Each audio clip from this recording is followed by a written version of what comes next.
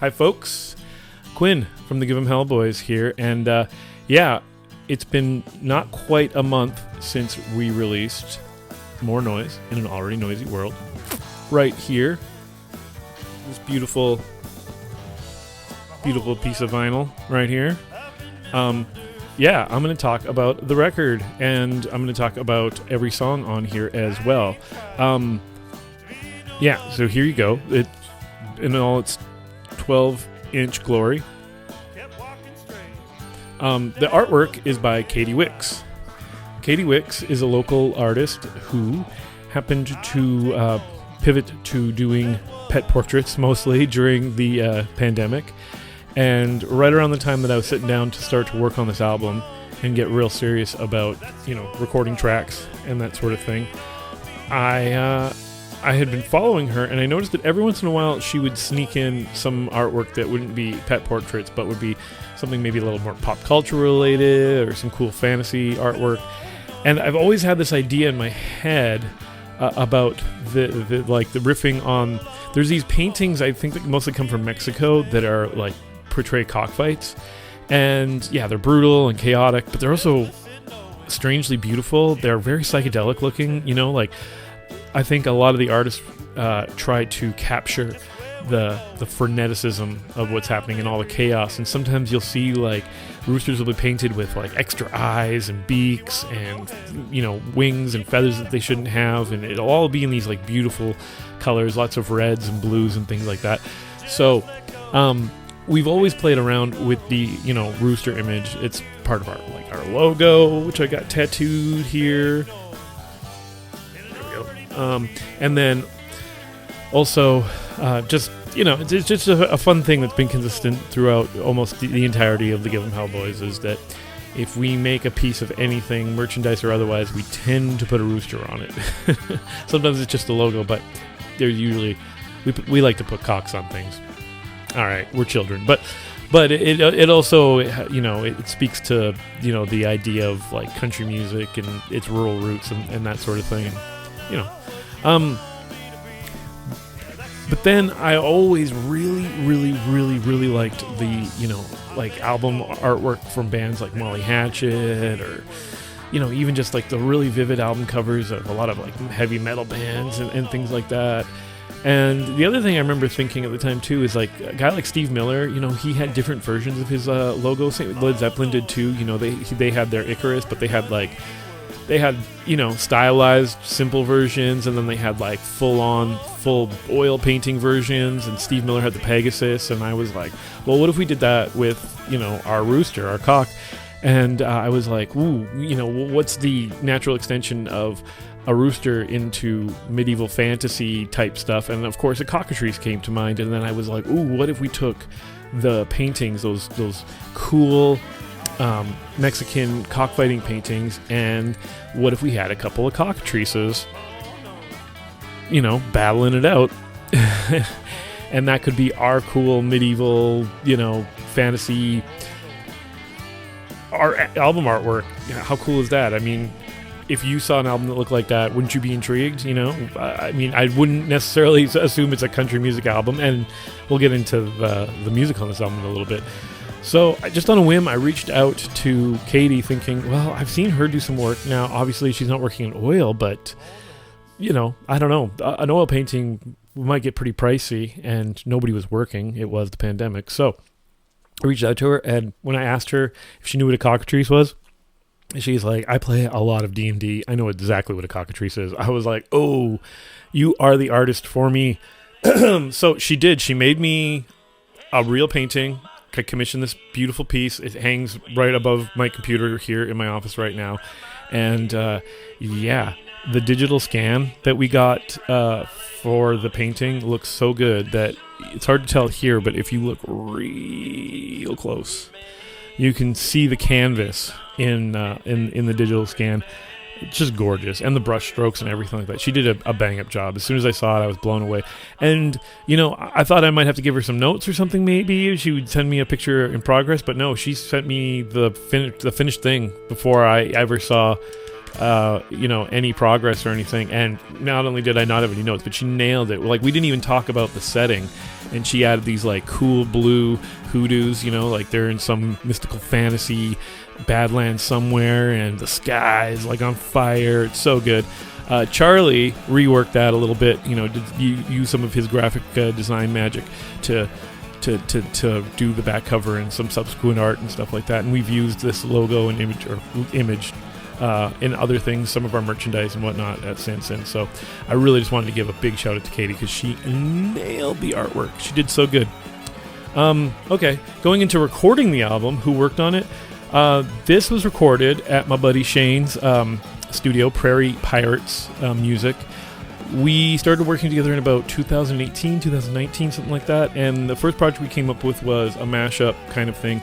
We just wanted to work on something, and I didn't have much ready for a record, but I thought maybe a single, and then I had this crazy idea to do a mashup of Children of the Grave and Jolene, Black Sabbath and Dolly Parton. And before I did that, I should have done more research on what it would be like to try and release a mashup of sorts. It's really more of a medley, but even then, the licensing is so murky, and we picked 2 songs that individually, just the licensing costs so much that together, trying to figure out how that works legally, without a label, without a lawyer, it just, and all these online services that are great that help people put music up these days, they all still were like, yeah, no, don't touch this one with a 10-foot pole.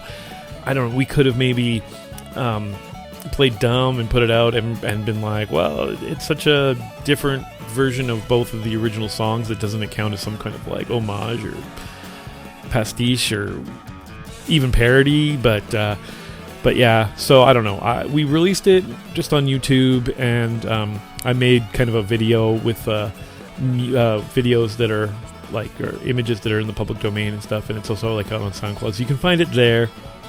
But it never really did see a proper release, and who knows, maybe someday we'll figure this out.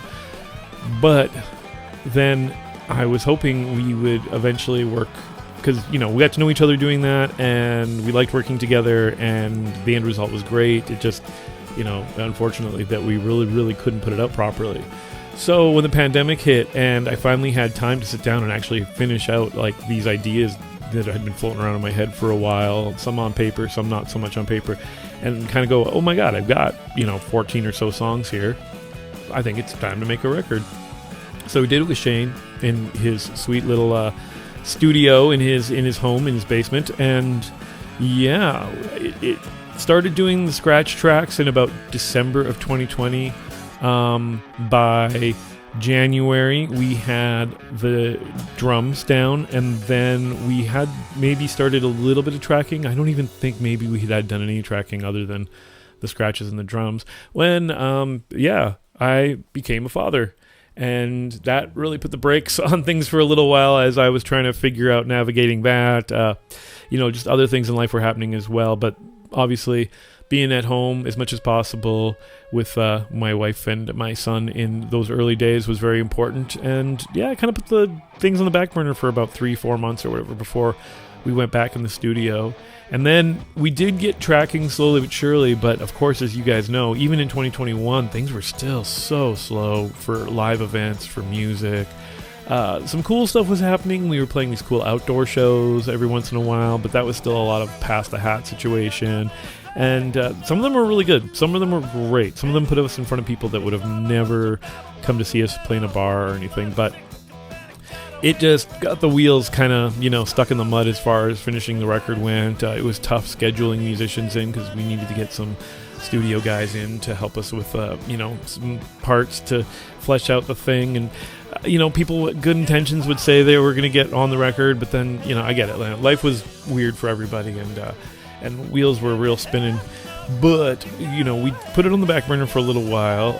Eventually, we played around with doing some live off the floor stuff. That turned out, it meant to be just mostly for videos, but then it turned out pretty good. We were kind of happy with it. We were pretty happy with it, but it, it did put the album on the back burner further. But we did manage to put out an EP in the meantime, all live off the floor covers of classic country and Motorhead, one Motorhead song, which has performed pretty well for us. So,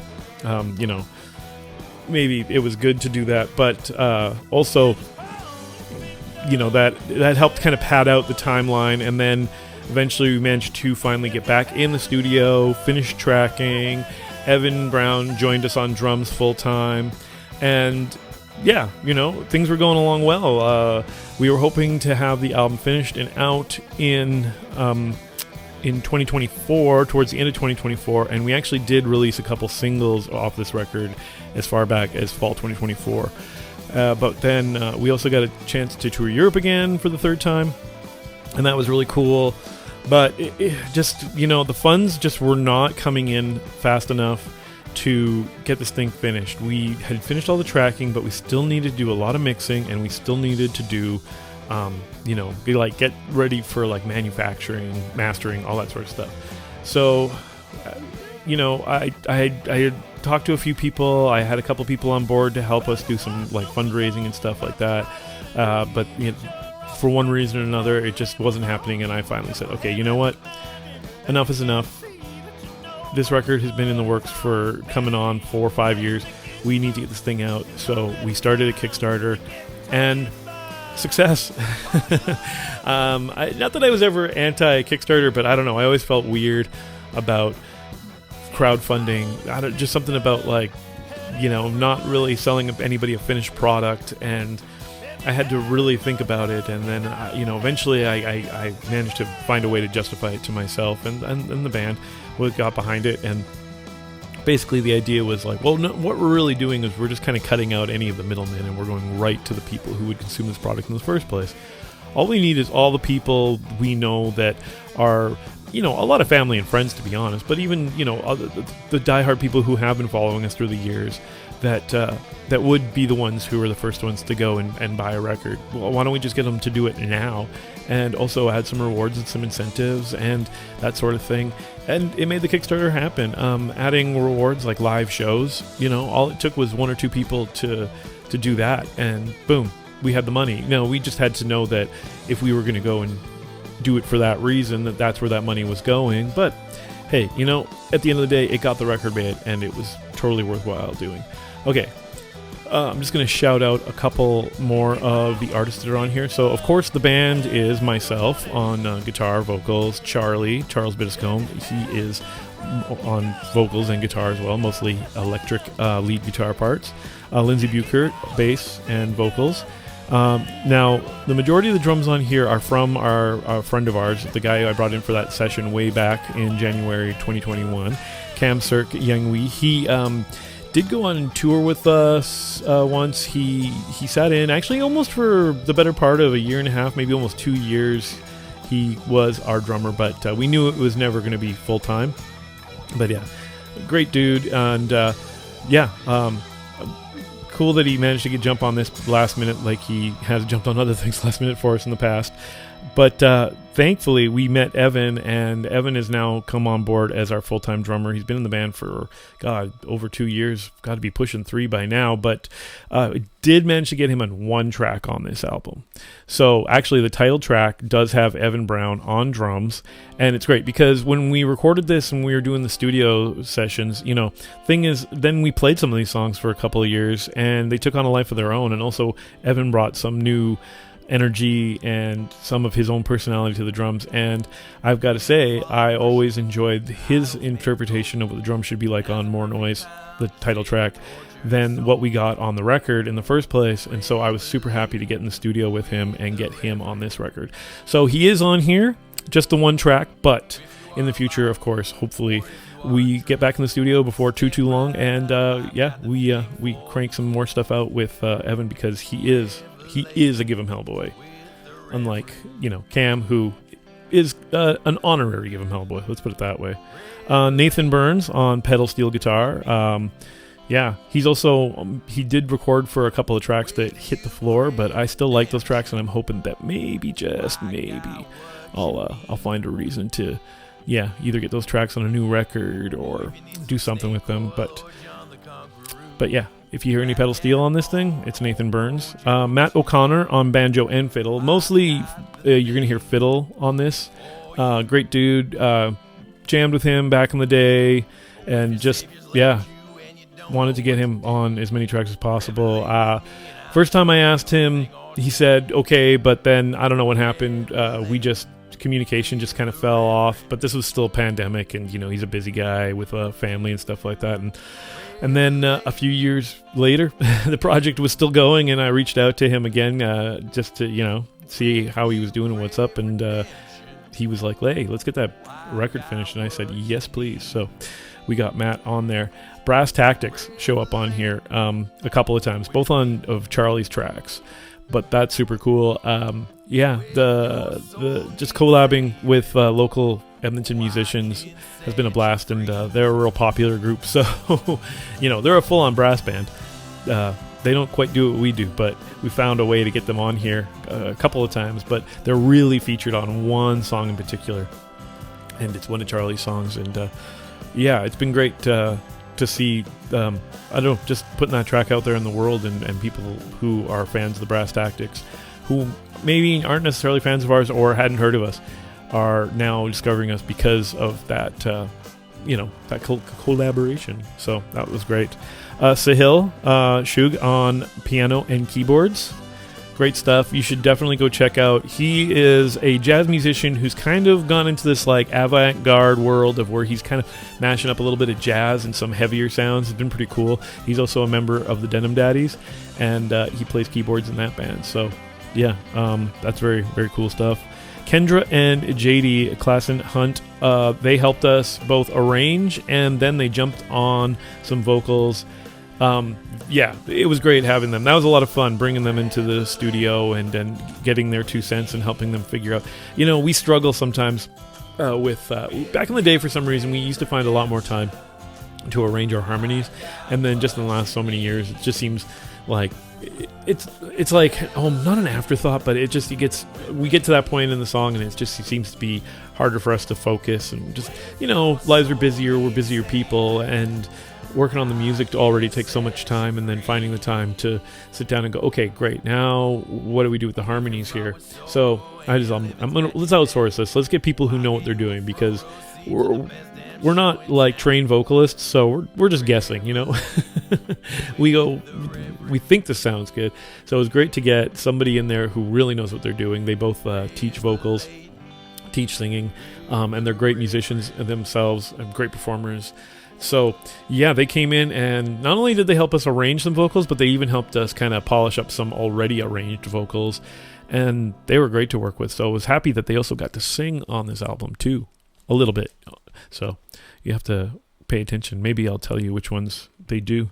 Okay, and then other than that, I guess it was mastered it was by Doug Organ.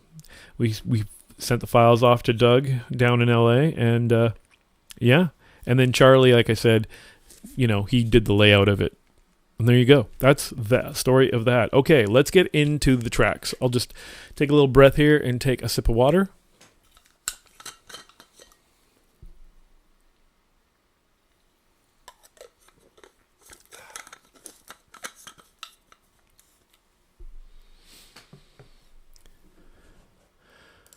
Okay, I'm time-stamping this for you, Tora.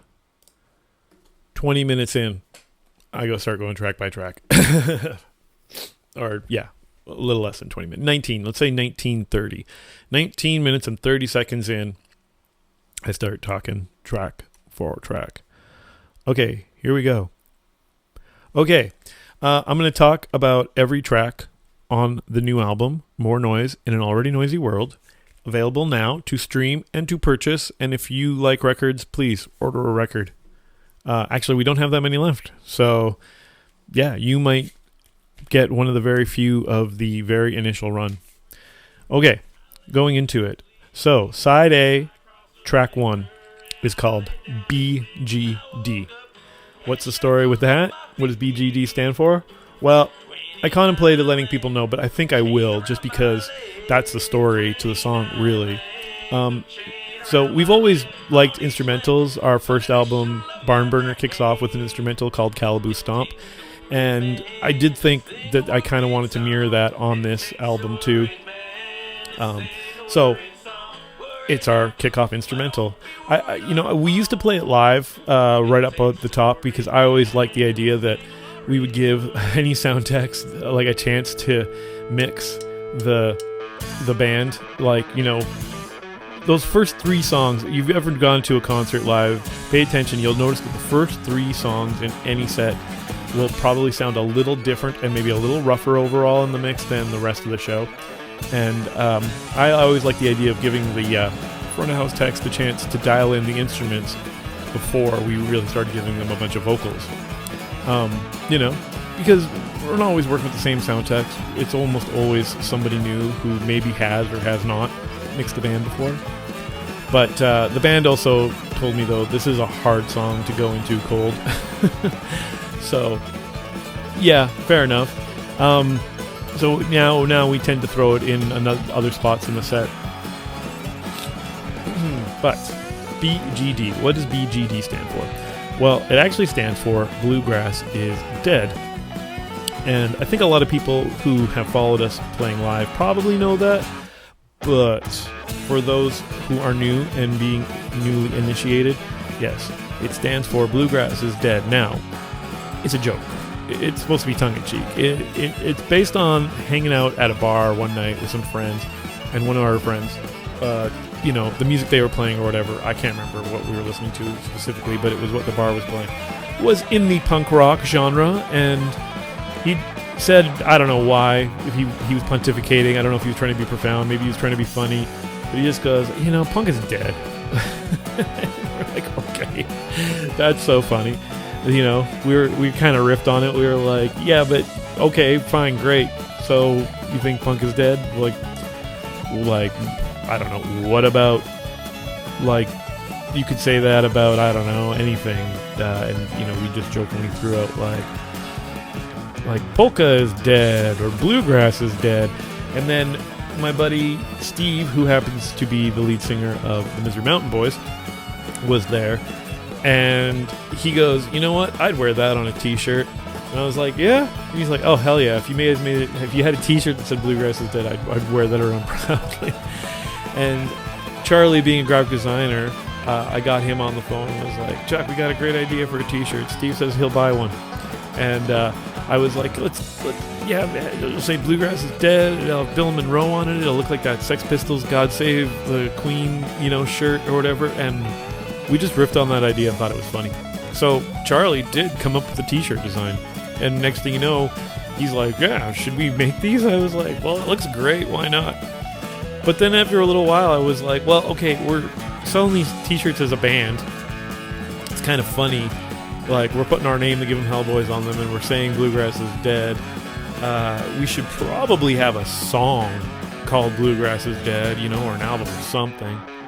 So, yeah, you know, got to work on going, well, what would that sound like, you know? Of course, if you're being kind of tongue-in-cheek or even a little crass, you know, like a punk rock band, you know, maybe how would a punk rock hardcore band do bluegrass? And that's, you know, where I jumped off. And in the end, I started thinking about like what, like, you know, like a da da da da kind of like, you know, hardcore chant would sound like as a riff, like a bluegrass riff. And that's where the riff comes from. And then Charlie brought another riff that we kind of balanced out to make the whole, you know, song arrangement based around. But then we started playing it and selling the shirts and going to shows, and we found out quickly that bluegrass musicians weren't in on the joke. They didn't quite get it. They were very offended, especially with the image of Bill Monroe, and we had not considered that, you know. We're goofs. We're just, haha, what a funny idea. We're like clearly kidding. You know, we are obviously fans of bluegrass, and that's, you know, part of the joke. Also, you know, what a funny thing to say that any genre of music is dead or a scene is dead. It's like, yeah, scenes come and go, but, you know, once a genre is established, it's pretty evergreen no matter what. Like, sometimes there's less or more people playing it, but what is dead? That doesn't make sense to me. But anyway, they didn't get it. They weren't in on the joke, and you know, it kind of made me cool my heels a little bit on it. I'm like, huh, because like I don't know, maybe when I was younger and more punk rock, I would have been a little more like, you know what, well, if you don't get it, well, that's your problem, whatever. So, we've sold out that run of t-shirts from years ago, and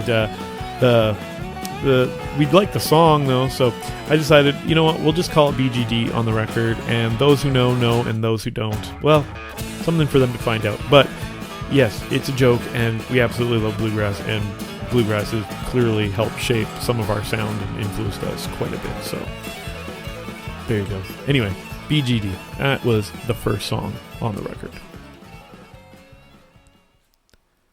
Okay, I'm going to talk about song 2 on the record, Ain't Gonna Write No Songs Today. Now, funny thing about Ain't Gonna Write No Songs is it was kind of written as one of those songs that you write when you're not feeling it, trying to sit down, you wanted to sit down and be productive. I read this book, I've read it actually probably 3 or 4 times, by Stephen Pressfield, called The War of Art. If you are ever feeling frustrated as any kind of creative person, artist, whatever, I highly recommend it. It's an easy read. You can read it, I don't know, if you're really a good reader, you probably read it in an afternoon or two. It's a good book to take on a plane, that sort of thing. And what he really talks about is treating art like you would any other kind of work, like if you really want to be productive. And then he talks about, like, this idea of the muse. Like, you just treat this, I don't know, this kind of, this non-corporeal idea of a figure or a person, like he calls the muse, like you just trying to communicate with them. You sit down and you go, all right, I'd like to tap into the muse right now. I'd like to talk to the muse, and you just let the muse kind of flow through you and just go to work. And if you do that every day and make it a habit, then eventually, yeah, it won't be that hard, and you'll find that you start tapping into something creative just as easy as a plumber going to a job and assessing what he needs to do and getting the right tools and going to work. And from time to time that has worked, but sometimes it doesn't. Sometimes you sit down and go like, okay, muse, what do you got for me today? And you just scribble down a line like, I don't fucking want to do this. I ain't gonna write no songs today. And then I remember kind of that line reminding me of in Shotgun Willie, he says, you can't make a record if you ain't got nothing to say.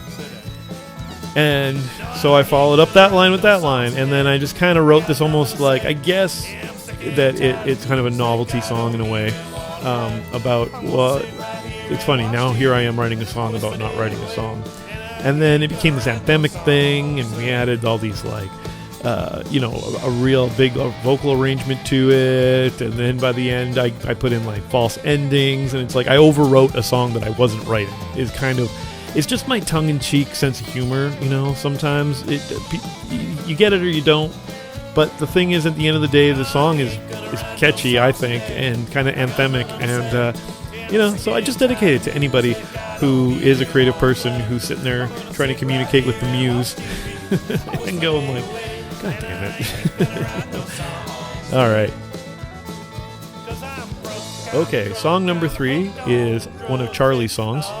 So I'm going to let him tell you all about that one, and I'll move on to number 4 after I take a drink. Hey guys, Charlie here. Quinn's been going through the new album track by track and kind of telling you a bit about them, what they're about, how we came up with them, that sort of thing. The next tune up is one of mine, so I'm going to try to tell you about This Drinks on Misery. What is it? Well, it's a Tex-Mex song. What's Tex-Mex? This is a blend of Mexican and American music.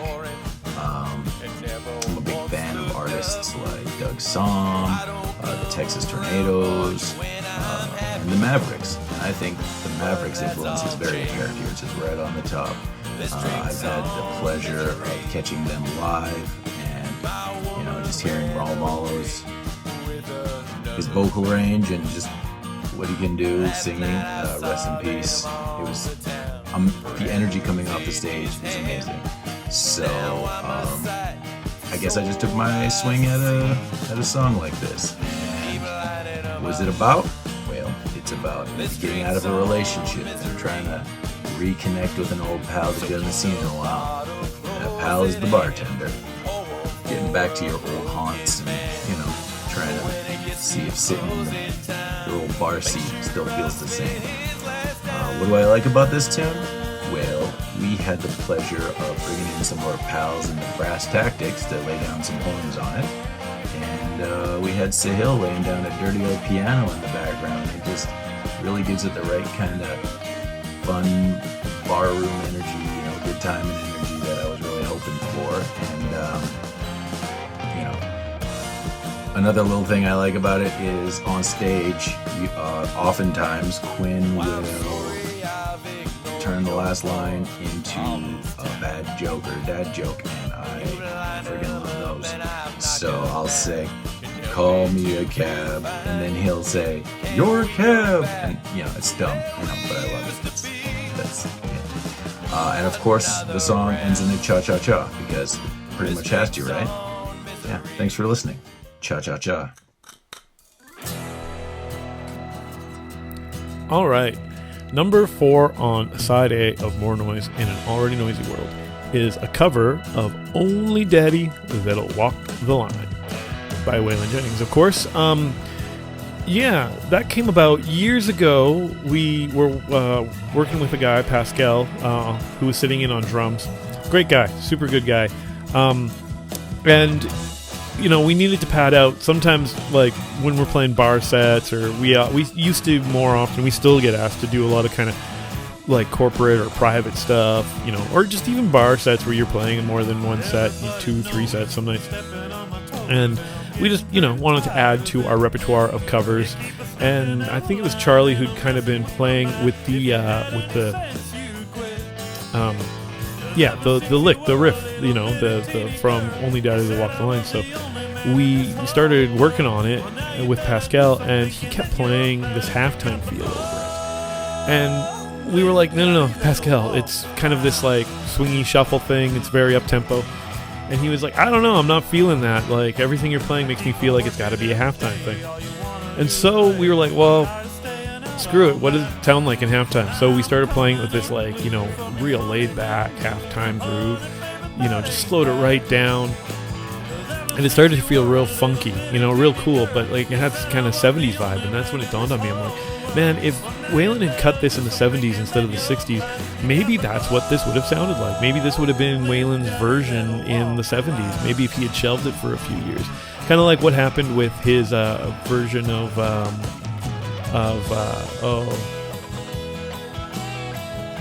Just to Satisfy You. Sorry, I blanked for a second there.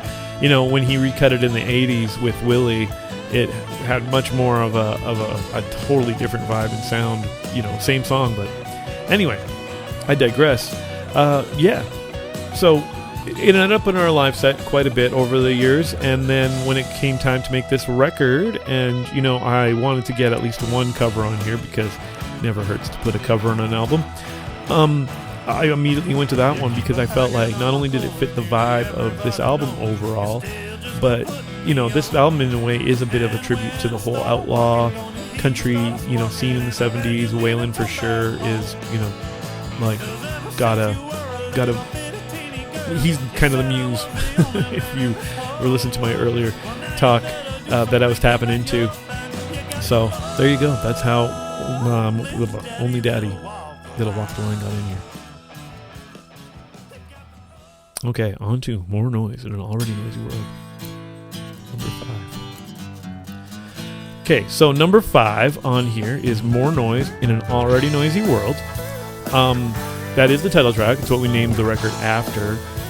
The way that song came about was I used to bartend, and I was talking to a friend late night in a bar, and just talking about music, how music's going, music career, music industry, that sort of thing, and just being a little bit frustrated, I guess, probably just venting a little. And he goes, yeah, I don't know, man, sometimes it feels like just making more noise in an already noisy world. And I was like, oh yeah, I guess so. And it hit me that I was like, oh man, that came out, the way he said it back to me sounded like almost like defeated, like what's the point? And I don't know, it sat weird with me for a little while because I never want to sound, even if I'm venting, getting something off my chest or whatever, I never want to sound ungrateful for being able to play music. Frustrations come, there's hurdles, there's all kinds of stuff, and I guess the secret to all of it is, for lack of a better term, I don't know, the stick-to-itiveness. It's like just, persevering, and I feel like that's success in itself, like being able to really do something you want to do, like, something you do for love and passion, because if you're doing it for any other reason, then that's the wrong thing to do, man. Almost nobody makes it in this business, of only the less than 1% of people who have ever tried to, make it in music or try to make music a living, and so that's not why you do it. And so why couldn't you take that turn of phrase and turn it on its head and change it and take it from, a platitude of defeat and make it a victorious statement, something to be proud of. Like, that's right, I make more noise. That's what I do. I make more noise in an already noisy world. I'm proud of it. And so when I sat down to make the record, I felt like, I was kind of trying to tap into a little bit of that, like, Waylon mojo, because he's kind of who I had in my head when I was thinking about, like, well, who else felt that way, or who else made music, despite of everything else.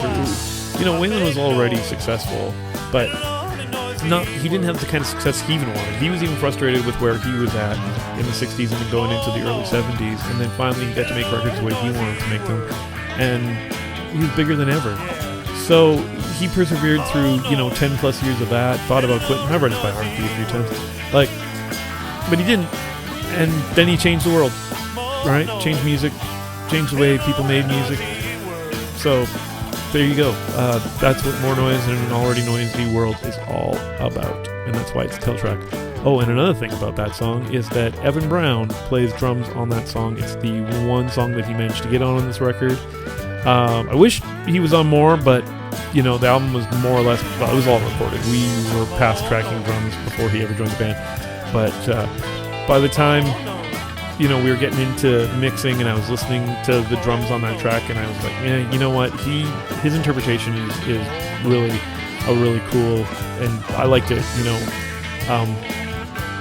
that I was like, let's get him on that one, at least on that one. So going forward, obviously, he will more likely than not be on anything we release in the future, but I was happy to get him on at least one track on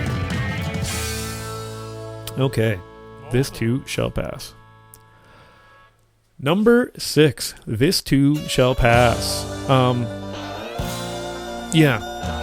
That one is an interesting one. Now it's one of those ones that was kind of written and rewritten over a few, long time actually. The original song was based on a banjo riff, so it started life when we still had a banjo player in the band, and he was just doing this ascending thing in A that he really liked, and we were trying to write riffs around it, and we had an idea for something. I had the song, I think it was called like Absolution or something, and had a couple of similar lyrics, but definitely a different song. But the band just never really, I don't know, we liked the lick, but we just couldn't vibe with the finished song. It took a long time for us to write it, and it just, it wasn't feeling right. So it got put on the back burner for a long time. But then eventually, Brayton, was no longer in the band, and just still sitting down with this riff, and then one day I was playing it, and I just kind of went into this other thing I'd been working on, this song that I'd written, lyrics that I had started writing a while ago for a different song, all kind of came out at the same time, and next thing I know, I was kind of taking parts from that riff, from these like lyrics that I had, and then this other song that I had been writing, and there was a synergy there that just worked that hadn't ever worked before. It was like, it turns out that all these three different things I thought were different things were really the same thing. Who knew? Yeah, so if you listen to it, you can kind of hear that because we go through like 3 different feels in the song. Like there's the intro, bridge, and kind of outro parts are one thing. The verses, they go into this kind of like Texas swing sort of feel, like a little bit of like this Sugarfoot Rag, kind of, stay all night sort of feel. And then when you get into the verses, there's a little more bit of a modern kind of, feel to the chord structure and changes there. And but that's not to say that I just took 3 songs and mashed them up. It's just that I took 3 unfinished ideas and figured out that, really, in the end of the day, they're all kind of coming from the same place. They were 3 songs that, as far as lyrics went, were more or less about the same thing. So it just helped me really flush that idea out. And yeah, so a song that had started as one thing many years ago or whatever just turned out to inform a newer idea, and then an even newer idea than that to become one whole song. And that's This Too Shall Pass. All right, on to side B, but I need a drink of water.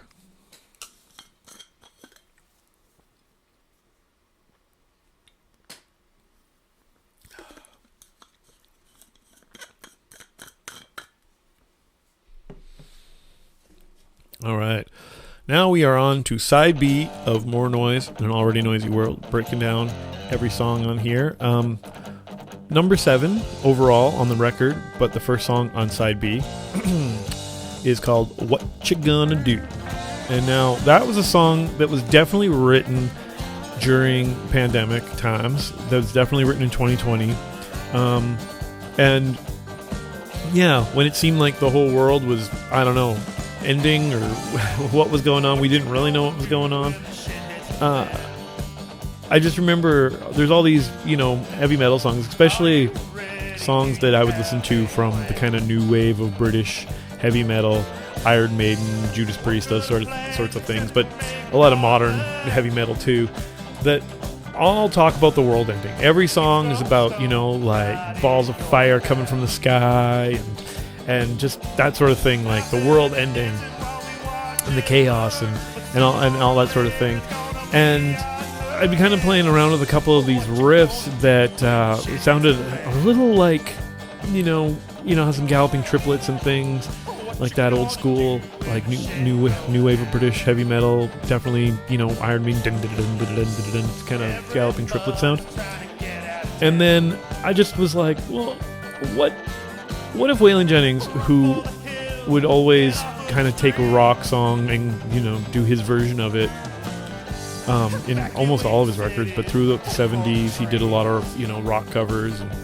And he had this cool record that him and Truder had been working on for years that got released posthumously, where they covered stuff like White Room and what else, just cool tunes.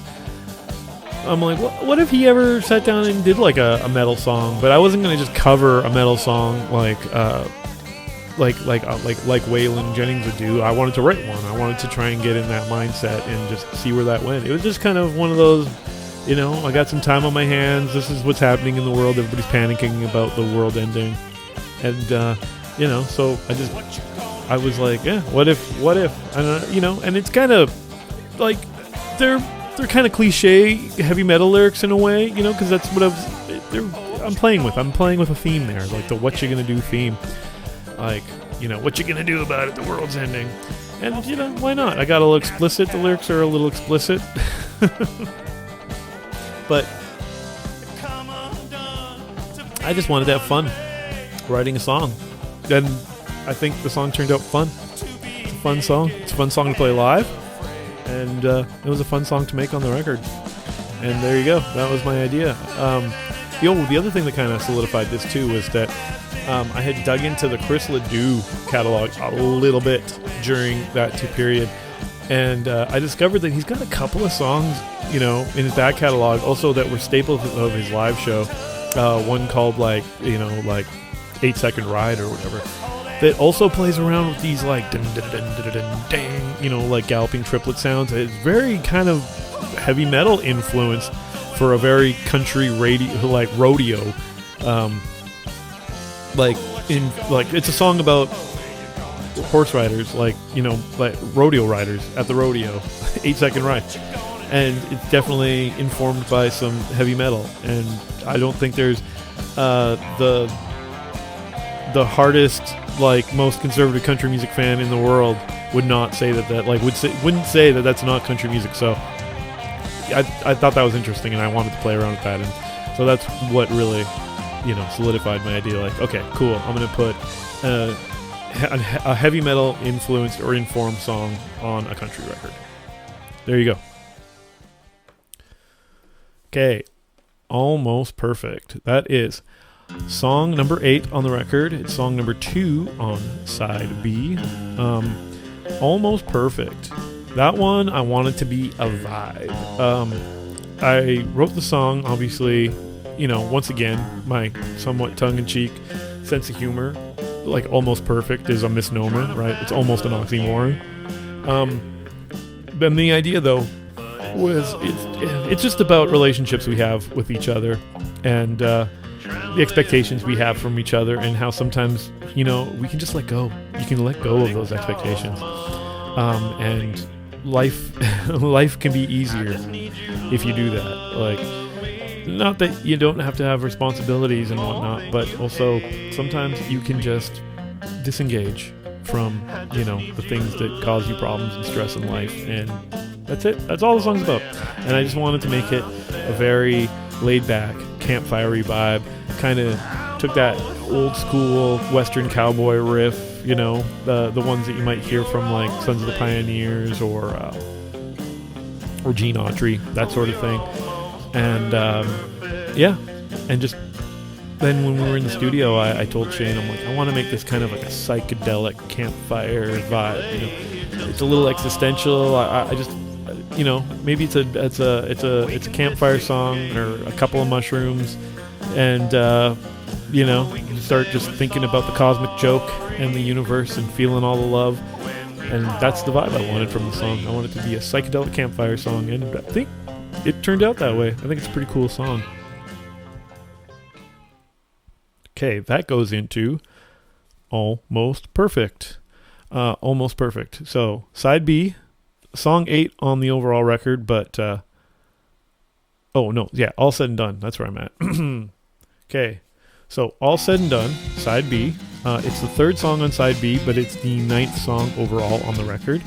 All said and done. All said and done. It plays more into that theme too of disengaging, letting go. That sometimes, the lyric literally is that sometimes you got to get lost just to find your way back home. It's kind of funny. Like, I wanted it to be a bit of an existential truck driving song. Sometimes I'll make that joke when we intro the song live, but really where it kind of comes from is, interestingly enough, I've never been a big self-help guy. Like, when it comes to reading a lot of these things, I don't know, just I find a lot of those kind of platitudes and stuff to be kind of empty, and I'm always suspicious of anybody who's like trying to sell you a cure to something, because I figure the whole idea behind trying to sell you something is they got to convince you something is wrong in the first place. But there is definitely benefit to introspection. There's definitely benefit to, like, taking time to analyze and assess where you are in your mental health and everything else in your life. And eventually I did come around to reading some Eckhart Tolle, believe it or not. I make the joke sometimes too when I intro this song that, thanks to the Oprah Book Club, right? Like, I got this song. But it's only half true. I didn't read Eckhart Tolle because of Oprah. I got it from other sources. But and in that book, The Power of Now, he talks about being in the moment, and that if you can focus on being grateful in the moment, then the past, it's already happened, can't control it, and the future, you only have so much control over. So if you can just live in the moment, then you'll I don't know, not be enlightened, but just you'll feel less stressed. You'll just enjoy life in a different way. And I just took those themes to heart, and I sat down and kind of wrote a song around those themes. And a lot of it is also just about, like, and sometimes you need to gain perspective. So go live in the moment, and it might give you perspective on the past and the future. That's what that one's about. Okay, moving along. Number 10 is Revelating. That is a Charlie song, so I will let him talk about that one. But yeah, that's also the one that Brass Tactics and stuff and Davey and all those people are on. So maybe I'll make a note to be like, Charlie, don't forget to mention all that. Take a drink of water here and move along. Hey guys, it's your old pal Charlie Screen, back with another track by track from our new album, More Noise in an Already Noisy World. Next track up, my tune, Revelating. What is it? Well, it is a gospel tune about a greasy or dirty preacher. Now, why am I singing a gospel tune? There's a lot of power in gospel tunes, What do you use that power for? Do you use it for good, or evil, or good with a side of snake oil? I mean, that's up to you. That's what makes it interesting.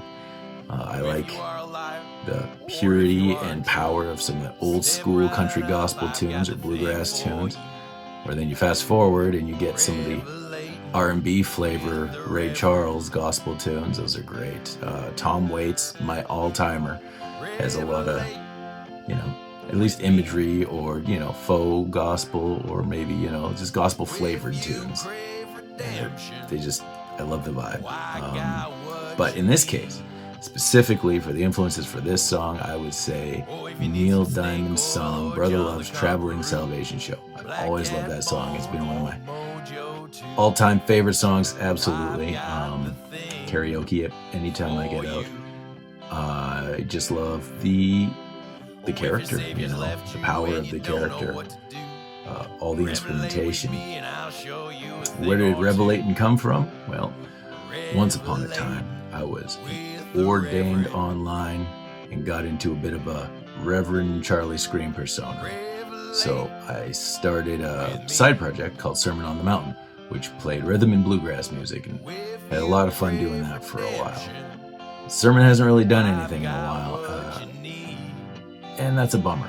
Sometimes the Reverend still wants to come out and play a little bit, and I think that's kind of, he took the reins, and kind of that's how we got into this song. And sound-wise, we've got the Brass Tactics on there again, Sahil on church organ, and not to mention having Kendra, JD, Shane all join the rest of the band in the booth to record some dynamite gospel, harmonies. It sounds like a choir back there. I just think it sounds unreal. It's probably my favorite thing that I've ever recorded to date is probably this song. So if you haven't heard it yet, go check it out. Pick yourself up a copy and Revelating. Just check it out. Okay, final song on the album is called Enough Rope. It is track number 11 on the overall album, and it is number 5, I believe, 1, 2, 3, 4, 5, on side B, if you got the record, the vinyl. Enough Rope is a song I started writing back in about 2017. I remember sitting in a farmhouse in Belgium. We were on tour there and kind of working out the riff and stuff. And when it came time for lyrics, what was I going to write about? Well, at the time, political discourse had really ramped up big time. And it's not necessarily a political song. That's not what it's talking about. What it is talking about is the way people communicate with each other. And then that people just got entrenched in these tribal kind of groups, just arguing with each other, mostly online, right? Every time I would chime in on some social media or, just tune in, check out what's happening on Twitter, what's happening on Facebook or Instagram or whatever, I just noticed the vitriol people had and the way they were, just going at each other. But it reminded me a lot of, people arguing about sports more than anything. I was like, well, people aren't really, showing that they know that much about anything. They're just saying, my guy's better than your guy, and these are the reasons. Your guy sucks for these reasons, your guy sucks for those reasons, or whatever. And look, I'm not offensive, but I just was noticing that the more you would read these back and forth, all you would learn about anybody was that it would immediately turn into, like I said, vitriol, because they didn't have any real arguments for the most part. every once in a while, maybe if you dug deep enough, you might get a gem from somebody who had a point or an opinion that, like, was based in something other than, my guy versus your guy. And then I was like, well, yeah, that's what that saying, enough rope is kind of about. It means, like, that if you give somebody, like, let them talk enough, and you'll learn everything you need to learn to completely dismantle their argument, or they'll bury themselves, or they'll hang themselves with their own rope, right? Give them enough rope, and they'll hang themselves. And so that's kind of what the song is about. I just mostly use kind of like talking points that I would find people use, like, and just turn them into kind of like a lyrical back and forth in a way.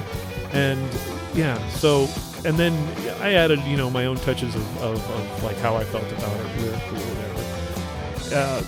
That's really what it's about. It's just about how, these arguments we get in online especially. And it's still happening, so I guess it's still relevant. I was a little worried making this record that I'm like, I wrote this song in 2017 and here it is, the 2020s now. And surely by now, we've learned to communicate better. And no, we haven't. No, it's just as bad as it ever was. So yeah, this song's really just about the breakdown of communication and how sometimes you get roped, to make a pun, into these conversations, like you're really showing your ass. Like, if you don't really have facts and knowledge to back things up, it always breaks down into just pointing fingers and calling names. That's it. That's what the song is about. Yeah, and it's still relevant, turns out. We're still doing it in 2020. So, there you go. Musically, the song is really, like, Charlie says he got the riff from T-Rex, and he pointed me at a couple of songs, and the feel is sure, it's instead of a laid-back T-Rex, it's like a jumped-up, like, T-Rex kind of vibe. And obviously, then there's some, like, more kind of 60s influenced things on there. Sometimes when we play the song live, I like to reference, like, it's everything from I'm Coming Home by Mel Torme, it's what is it?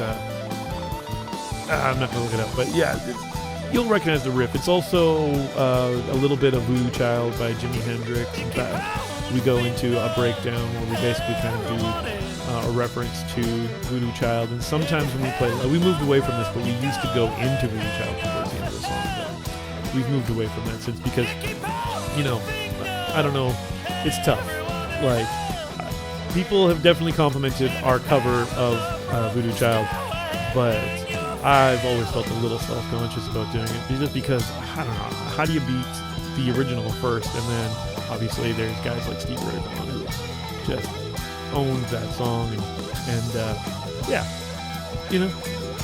we've thrown some other references in there instead, played around some other things lately, so that's where we're